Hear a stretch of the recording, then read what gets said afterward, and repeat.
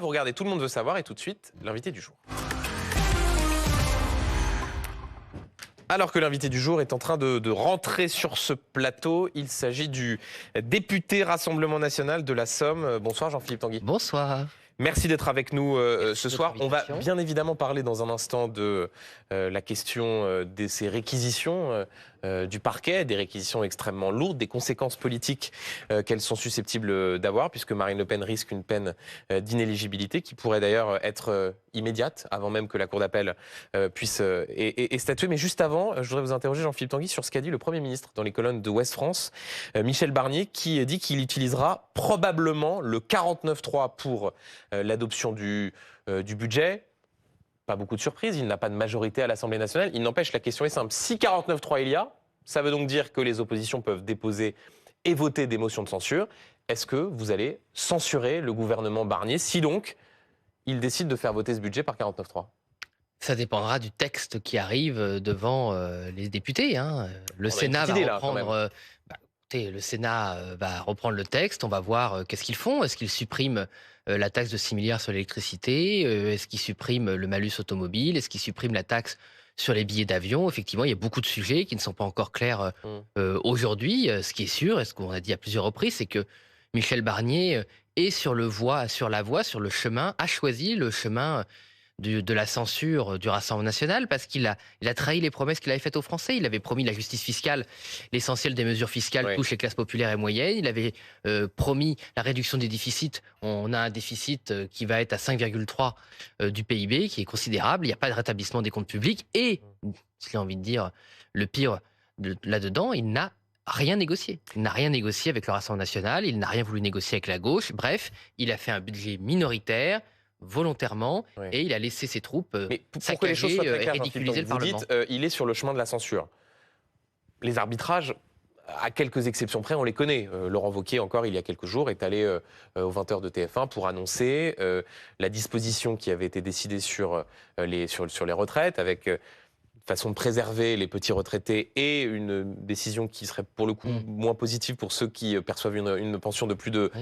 de, Ouais. de 2500 euros. Une facture de 3 milliards. Quand même, pour On les sait, retraités. oui, effectivement, 3 milliards d'euros d'économies qui sont faits sur les retraités. On connaît ces arbitrages. Est-ce que, si ceux-là sont confirmés et vous sont soumis, est-ce que vous déposerez, est-ce que vous voterez une motion de censure ? Ce sera décidé par le groupe, mais vous voulez Oui, absolument. mais vous avez bien un avis, Mais- Jean-Philippe Mais, Tanguy. moi, à mon avis, je l'ai donné au Parlement à de nombreuses reprises. Ce budget est inacceptable pour les deux raisons que je vous ai dit. C'est de l'injustice fiscale et c'est un budget de faillite. Ce sera le 51e budget de déficit Donc, et de si faillite c'est un budget de la faillite, 5e République. Vous le censurerez. Mais nous prendrons une décision en groupe. Mais ce qui est sûr, c'est que M. Barnier n'a absolument pas rempli ses promesses, Oui. y compris celles qu'il avait faites dans des journaux télévisés à grande écoute, où il avait dit « mais non, je suis défiant, je ne serai pas Madame Borne, je vais négocier avec les oppositions, tatati tatata ». Il n'a rien négocié, elle a complètement disparu. Et ces députés n'ont jamais été présents. D'ailleurs, vous parlez de M. Wauquiez au passage, on l'a plus vu aux 20h de TF1 qu'occuper son siège pour lequel il est payé 7 000 euros à l'Assemblée nationale, où il n'a rien fait, rien dit. Il a été présent 6% du temps. Alors lui qui passe son temps à parler de l'assistanat et à des gens et à dénoncer des gens qui ne travaillent pas assez, je propose qu'il soit payé 6% de son salaire. Ça nous fera quelques économies.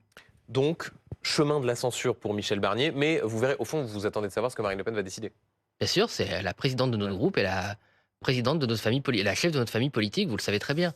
Ne jouez pas à votre tour l'étonné. Ah, je ne joue pas l'étonné, mais je constate que vous avez peut-être un avis, que d'ailleurs on pressent dans ce que vous dites, mais que vous préférez attendre de savoir ce que vont dire les chefs sur cette question de la censure ou pas. Ah, mais moi, je n'ai mandat aucune impératif des- décidé par Marine Le Je Pen. n'ai aucune difficulté à obéir à Marine Le Pen.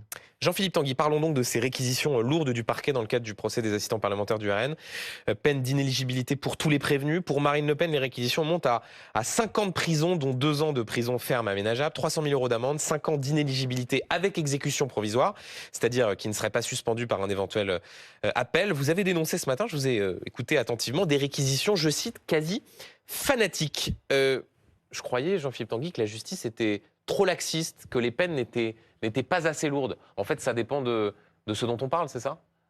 Elles sont injustes, c'est une justice injuste. Enfin là, faut être honnête, Monsieur Duhamel, on ne parle pas d'une justice, là on parle du procureur. Oui, des On parle des réquisitions du procureur. réquisitions du parquet, ce n'est pas la décision finale. C'est le Marine- ministère public. Absolument. Ouais.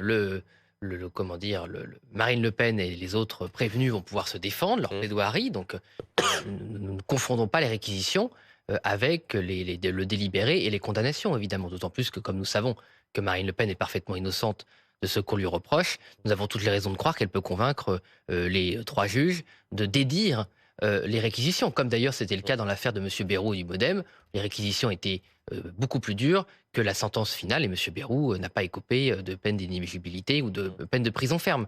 Donc j'espère qu'on suivra cette voie-là. J'ai parlé de réquisitions quasi fanatiques, car on est dans une outrance totale où les procureurs ont choisi la démesure, ont choisi l'extrémisme pour cacher un dossier totalement vide. Entendez, M. Duhamel, quand même hier, d'ailleurs devant vos confrères journalistes, que la procureure, à un moment, devant un prévenu RN qu'elle savait innocent et dont elle n'avait rien à reprocher, dire « Vous ne pouvez pas demander la relaxe, c'est-à-dire le rendre innocent, l'innocenter, parce que ça me ferait trop mal. » Ça, c'était dans le... Jean-Philippe Tanguy, pour être très précis, ça c'était dans le cas d'espèce de Jean-François Jal, qui avait effectivement cette phrase qui a été prononcée. Simplement... Ça donne une ambiance, quand même. Oui, mais simplement, ça m'interpelle, Jean-Philippe Tanguy, et on reviendra dans un instant sur la question du discours consistant à dire systématiquement là, que la justice est trop laxiste, mais par contre, quand ça vous concerne, là, elle est au contraire trop sévère. Vous dites un dossier totalement vide. Mais je sais que vous étiez hier dans le tribunal pour, au fond, soutenir Marine Le Pen, mais tous ceux, notamment ici à BFM TV, qui ont chroniqué, suivi l'audience pendant ces longs jours où, effectivement, un certain nombre de prévenus étaient auditionnés, ont vu des choses dans le dossier. Je vais vous citer un exemple, par exemple, votre collègue Julien Audoux, le député qui... 4 mois après avoir été embauché au Parlement européen, avait demandé à Marine Le Pen à faire connaissance avec la députée européenne à laquelle il était rattaché. Ça, c'est pas du vide. Bah si. Vous pouvez effectivement, Jean-Philippe Tanguy, contester l'interprétation qui est faite par le Parlement européen à ce que vous reproche la justice, mais ça, c'est pas du vide. Non, mais c'est-à-dire qu'il y aurait une procédure depuis 10 ans qui implique des moyens considérables de mettre en cause le principal parti d'opposition, parce que Julien Audoux l'a envoyé c'est un pas le seul, SMS. Jean-Philippe Tanguy. Mais si, c'est parce que le seul, on tourne en rond sur les mêmes exemples. Vous savez, moi, ça fait 10 ans aussi que je fais de la politique, un peu plus.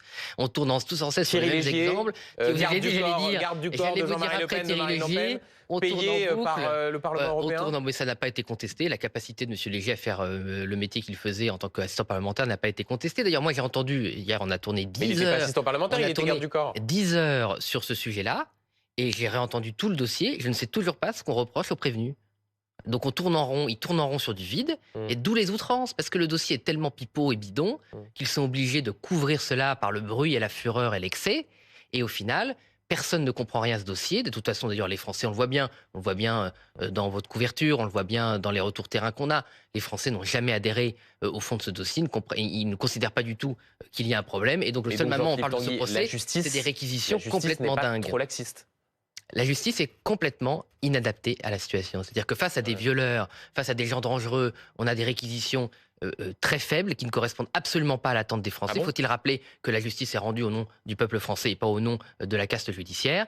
Et quand il s'agit de certaines forces politiques, c'est toujours à charge, jamais à décharge. Je donne un exemple. Excusez-moi, ça n'a pas fait beaucoup de cas. En tout cas, hier, selon les procureurs, ça n'avait aucun intérêt. Il a été démontré pendant la procédure que le Parlement européen avait produit des faux. Ça a fait l'objet d'un article du Monde qui, à mon avis, aurait dû être quand même plus relayé. Eh bien, résultat quoi? Rien.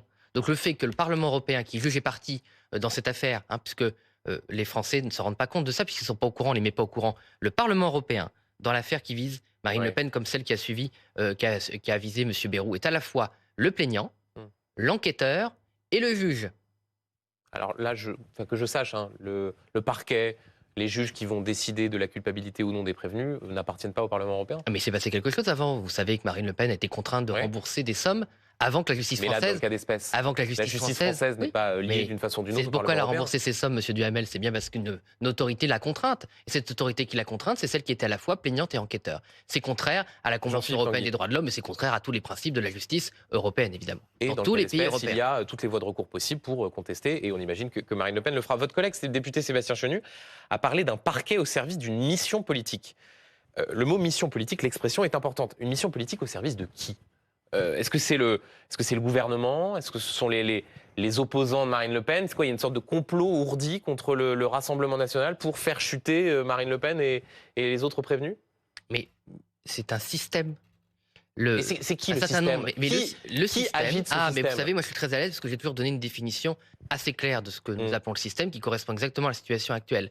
C'est quand les institutions de la République ne sont pas utilisés pour le service des Françaises et des Français, mais pour le service des gens qui occupent ces postes et pour la préservation d'un certain nombre d'intérêts. Mais quels intérêts, Jean-Philippe Tanguy? Mais vous l'avez dit vous-même, nous considérons que la justice ne fonctionne pas bien en France. Attendez, Jean-Philippe Donc Tanguy, l'arrivée au pouvoir, attendez, juste, je vais vous citer. l'arrivée au Attendez, pouvoir. Non, je vais mais vous si faire vous une voulez petite pas liste. entendre Non, ma non, mais pas réponse, du tout, mais je c'est parce que comprends. j'ai du Mais mal à l'arrivée comprendre au ce qu'est ce pouvoir- système. Juste, Oui. pêle-mêle, une liste de responsables politiques qui ont été condamnés à une peine d'inéligibilité ou une peine avec sursis. François Fillon, de droite. Nicolas Sarkozy, de droite. Patrick Balkany, Jean-Noël Guérini, de gauche. Jean-Christophe Cambadélis, de gauche. Alain Griset, ancien ministre macroniste. Des responsables du MoDem. Oui. Le système s'en prendrait de façon indéterminée à des gens de droite, de gauche, du centre.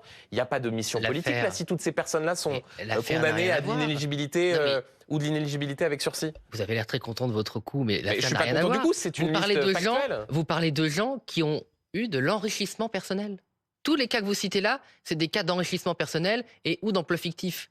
Les procureurs eux-mêmes reconnaissent qu'il n'y a pas d'enrichissement personnel, qu'il n'y a pas d'emploi fictif, et c'est un désaccord sur l'utilisation du règlement intérieur. C'est ce que dit le parquet, détournement de fonds publics. Non. Ils n'ont pas réussi à caractériser ça pour le moment. Ça, c'est la justice qui le dira. Ce qu'ils disent, eux, c'est que des assistants parlementaires européens ont été utilisés d'une manière différente qu'on le ferait avec des assistants parlementaires français. Voilà. Et je ne suis pas sûr que nos compatriotes considèrent que c'est un crime épouvantable qui mérite 5 ans de prison. De toute façon, il y a un 5 ans de prison, dont 2 ans ferme, comme si Marine Le Pen avait tué des gens. Il y a un principe assez simple. Marine Le Pen et les prévenus sont présumés innocents, puisqu'il ne s'agit simplement que des réquisitions du procureur. Et on l'a dit dès hier soir sur ce plateau, et il faudra de toute façon attendre. Il y aura ensuite un éventuel appel et une éventuelle cassation. Mais vous voyez bien, les responsables politiques là qui sont condamnés, ils ne sont pas du Rassemblement national, de droite, de gauche. Donc pourquoi expliquer que la justice a une mission politique, puisque de fait, elle condamne des gens de tout le spectre politique? Mais parce que là, elle cherche à condamner une personne innocente, et des personnes innocentes, évidemment. Là, vous me parlez de gens qui ne contestent, dont les faits ont été avérés, le détournement, mais le détournement, l'enrichissement personnel, l'enrichissement personnel de M. Fillon, parce qu'il a employé sa femme, il est caractérisé. Le fait qu'il ait reçu des costumes, il est caractérisé. Le fait que l'affaire Big Malion avec M. Sarkozy, il y a eu un détournement d'argent, il est caractérisé. Ça n'a rien à voir avec l'affaire de Mme Le Pen ou du Rassemblement national aujourd'hui. Absolument rien à voir. Donc, vous me donnez des exemples qui ne sont pas du tout comparables. Et dans le cadre du MoDem, les condamnations à l'inéligibilité. Mais M. Bayrou, il n'a pas été... Pas de François Bayrou, mais d'autres prévenus, eux, ont été condamnés pour certains à des peines d'inéligibilité. Vous ne croyez pas c'est exactement le même sujet, avec des sommes qui étaient 10 fois inférieures. Vous avez parfaitement raison, M. Duhamel. Et j'ai à plusieurs reprises depuis 6 mois dénoncé le fait que le Parlement européen... Non, mais donc c'était le système qui s'en prenait aux membres du MoDem. Parce que le MoDem est un parti anti-système. Oui, Monsieur Bayrou, qui gouverne depuis 7 ans. Monsieur Bayrou a toujours dénoncé un certain nombre d'abus des oligarques du régime. Il a dénoncé la privatisation des autoroutes. Il a dénoncé un certain nombre de comportements de grands médias à l'époque. C'était TF1 sous l'ère Sarkozy. François Bayrou est anti-système. Oui, absolument. Il a coûté très cher. Il a toujours été du côté de la représentation de la démocratie. Il a régulièrement aidé les opposants politiques à avoir leur parrainage au présidentiel quand on voulait nous couper le sifflet. Il a régulièrement été un des seuls à défendre avec nous la proportionnelle. François Bayrou, pendant longtemps, a toujours été une force anti-système, y compris en tant que fédéraliste européen, un opposant à la corruption qui gangrène le Parlement européen. Or, c'est bien ça. Le Parlement européen a désigné comme adversaires dans cette affaire les insoumis de M. Mélenchon, M. Bayrou, MoDem, et le Rassemblement national, car ce sont 3 forces politiques qui, au-delà de toutes leurs différences sur le fond, sur la forme, ont lutté contre la corruption du Parlement européen, contre la corruption de la Commission de Bruxelles et contre le détournement de l'idéal européen. Donc oui, on est exactement dans l'antisystème et la lutte des gens courageux contre des oligarques qui ne visent qu'à préserver leurs intérêts et une caste qui ne veut pas de l'arrivée au pouvoir du Rassemblement national, car oui, l'arrivée au pouvoir du Rassemblement national, ce sera la justice exercée au nom du peuple français. Jean-Philippe Tanguy, continuons à rester sur les faits, puisque vous dénoncez une caste judiciaire, une oligarchie qui déciderait et qui voudrait mettre Marine Le Pen à l'index du débat démocratique. Si on prend très précisément la question de l'inéligibilité, depuis la loi Sapin 2, toute personne condamnée pour détournement de fonds publics est automatiquement déclarée inéligible, sauf s'il y a motivation spécifique de la part des juges. Là encore, cette loi, vous avez pu la combattre. Vous n'étiez pas parlementaire à l'époque, c'était en 2016. Elle a été votée par le Parlement, au nom du peuple français. Là encore, ce n'est pas un je ne sais quel complot, c'est le droit.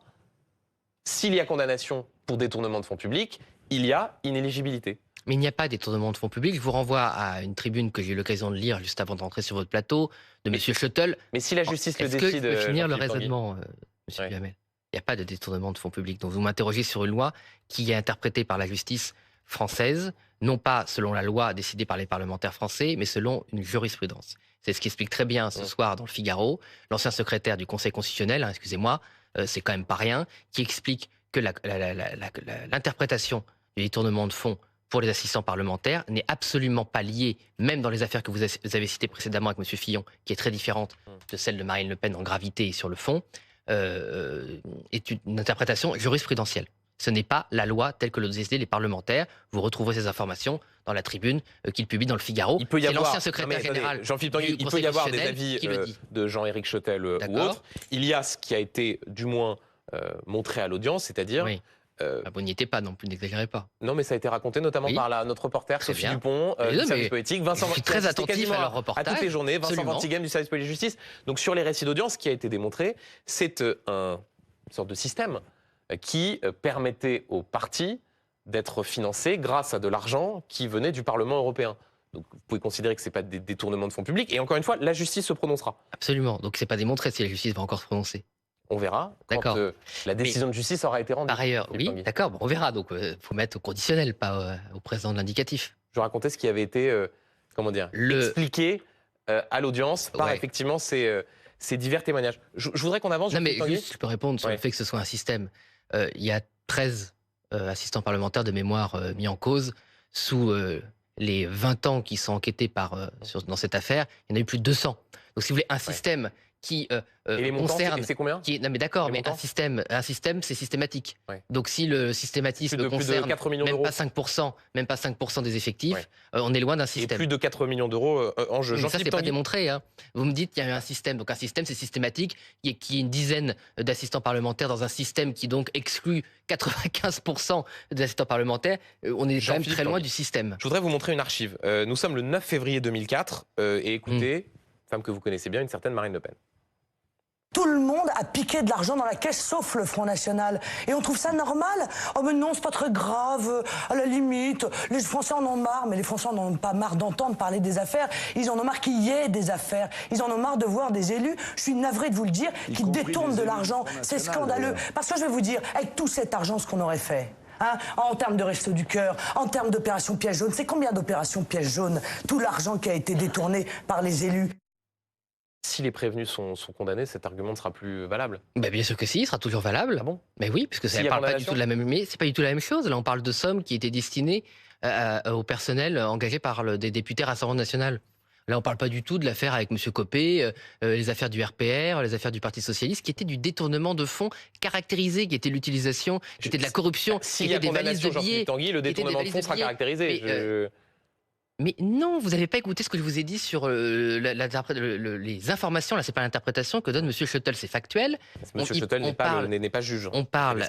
Il était secrétaire général des juges, hein, de ce que vous-même vous appelez régulièrement les sages, parce que d'ailleurs je ne reconnais pas. Mais vous voyez, vous pouvez pas d'un côté dire qu'ils sont sages quand ça vous arrange et qu'ils sont pas sages quand ça ne vous arrange pas. Ce que je veux dire par là, c'est que c'est pas du tout la même affaire. Donc c'est pas parce que cette vidéo tourne sur les réseaux sociaux depuis 2 jours par la gauche que je vais me laisser impressionner. Vous avez été tellement sévère pendant des années avec ce slogan. Encore sévère. Main propre, tête haute sur le fait que vous étiez le seul parti à faire preuve de probité. Et si vous êtes condamné avec ce qui a été effectivement exprimé à l'audience, ce sera plus difficile de continuer à tenir cet argumentaire. Mais nous avons les mains propres et nous avons la tête haute. Nous allons gagner ce procès et nous gagnerons, si malheureusement les juges ne suivent pas la vérité, en appel et en cassation. Nous avons toujours les mains propres. Nous aurons toujours la tête haute. Et moi, je vois l'énergie, la force de Marine Le Pen en 2004 est strictement la même qu'en 2024. Il y a encore beaucoup de travail pour vaincre la vraie corruption, pour vaincre des gens qui détournent les institutions à leur seul profit. Comptez sur nous. En tout cas, nous, c'est sûr qu'on n'aura jamais la tête basse parce que nous n'aurons jamais les mains sales. Jean-Philippe Tanguy, sur les conséquences politiques d'une éventuelle condamnation donc à une peine d'inéligibilité, avec exécution provisoire, ce sont les réquisitions du parquet. Ça voudrait dire que Marine Le Pen ne pourrait pas être candidate en 2027. Dans ce cas-là, Jordan Bardella est le candidat de remplacement pour votre famille politique? Mais il n'y a pas de candidat de remplacement à Marine Le Pen, puisque Marine Le Pen ne sera pas condamnée, puisqu'elle est innocente. Alors, même s'ils arrivent à se débarrasser de Marine Le Pen, ils n'arriveront pas à se débarrasser de Jordan, et je m'en réjouis. Oui. Qui a dit ça? Marine Le Pen, mardi soir, j'étais là. Donc si elle dit ça, ça veut dire qu'elle envisage bien la possibilité d'être empêchée, auquel cas Jordan Bardella serait le candidat idoine. Mais Marine Le Pen a toujours anticipé le fait qu'un parti politique devait exister en dehors de son leader. C'est sa grande force, peut-être d'ailleurs, parce que c'est une femme et pas un homme, et qu'elle arrive à envisager le pouvoir en dehors de sa personne, ce qui fait d'ailleurs une force considérable pour être légitime à gouverner notre pays. Mais nous ne mettons pas dans la perspective de donner raison à ceux qui nous accusent de choses que nous n'avons pas fait. Mais Jordan Bardella est évidemment un bon candidat, puisqu'il devait être Premier ministre dans un binôme Donc avec il ferait Marine un Le bon Pen. candidat à l'élection présidentielle. Mais écoutez, c'est évident que les qualités de Jordan Bardella ont fait qu'il est président du Rassemblement national. Mais vous voulez absolument nous mettre dans un piège, qui est d'ailleurs le piège de ces réquisitions. Le piège de ces réquisitions par leur outrance, une fois de plus par leur quasi-fanatisme, c'est aussi de fragiliser la force de Marine Le Pen dans l'électorat en faisant croire qu'elle serait affaiblie, que donc peut-être il faudrait la remplacer. Donc permettez-moi, monsieur Duhamel, de ne pas me mettre dans ces perspectives et de considérer que Marine Le Pen n'est ni affaiblie, ni fragilisée, qu'elle est d'autant plus forte. Et une fois de plus, c'est la candidate naturelle de notre force politique, n'en déplaise à ceux qui voudraient ne plus la voir aussi combative. Mais vous dites Jordan Bardella serait un bon candidat. Un tout dernier mot sur la façon dont des images ont pu apparaître au même moment. Au moment où les réquisitions du parquet tombaient, Jordan Bardella était en train de signer son livre « Ce que je cherche » à Bruxelles. Comment dire, ça tombe mal?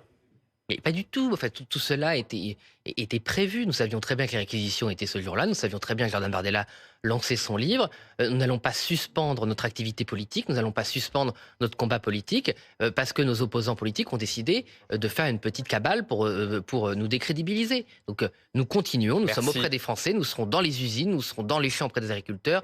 Contre la crise sociale, pour dénoncer ce mauvais budget. Nous serons toujours là pour les Français. Et Marine Le Pen en première ligne. Merci Jean-Philippe Tanguy d'avoir été l'invité de Tout le monde.